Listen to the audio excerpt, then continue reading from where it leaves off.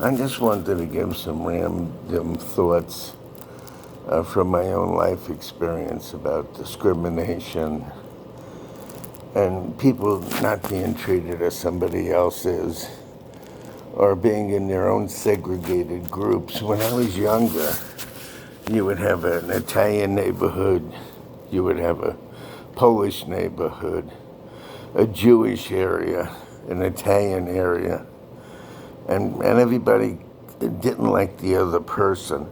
And then you had separations of people with religion.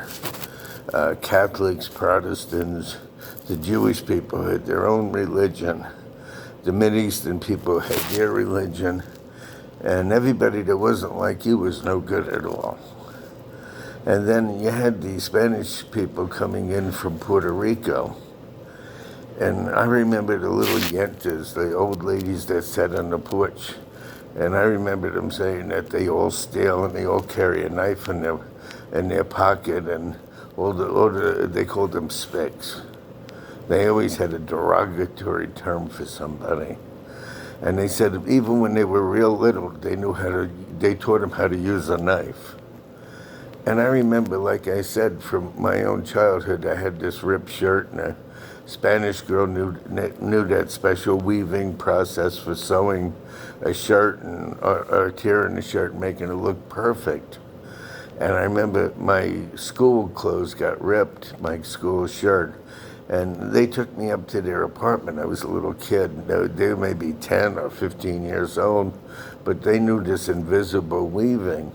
And even my mother didn't think that the shirt was ever ripped the way they knew how to fix it. And then my brother said, stay away from them. He saw me talking to them. He said, they're specks, they're no good. Everybody labeled somebody else, and they always had a derogatory term for them. Even in families, discrimination existed.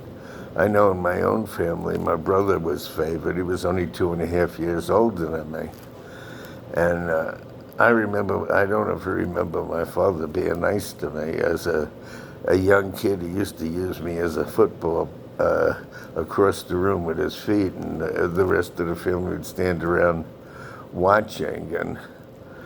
And I remember I went to a nutrition clinic with my brother and me. He was overweight and I was way underweight.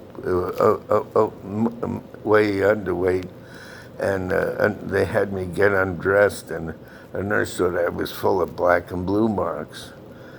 And they spoke to my mother and said, how did he get all these black and blue marks around him? And she said, oh, he falls a lot. They said, no, somebody's been beating him up. So they said they wanted to see my father, who was to appear 3 weeks later at the next appointment. And if he didn't appear, they were going to have the police pick him up. And all my life, my father never favored me at all. He was always my brother. But this isn't really about me. Favoritism, discrimination, one person treating somebody as appears better than another. There's always been groups of people. I mean, in Ireland, they fought over religion, Catholics and Protestants. And I always said there's a reason, somebody always has a reason to hate the next person. And always a reason that you're better than they are. And actually, you all breathe the same air. And I believe that every group has lifted themselves up throughout history. They started out, you take black people, they succeeded in sports, boxing, football, basketball, and then the entertainment and singing and performing.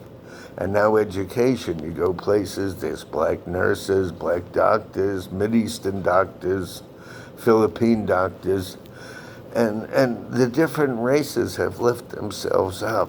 And that's why I believe in evolution. I've seen people go from what looked like poor, ignorant people, and they became a success. Their offsprings went out and got educated, got jobs, and made a good life for themselves. It's got to be patient. It takes time. I call it a matter of evolution, not revolution. That you have to evolve, and fighting and disharmony will never cure the problem. It'll only cause more hatred. So I believe in peace and evolution and people lifting themselves up. And the best thing they can do is hope for the future and do something to make it better and to change.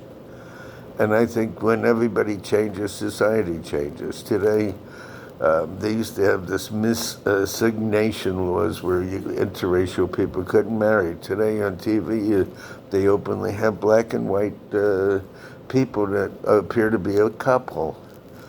And you see that success, a lot of the black people are successful. They're on quiz programs and they're entertainers and they're school teachers and they're nurses and doctors and there's hope for the future.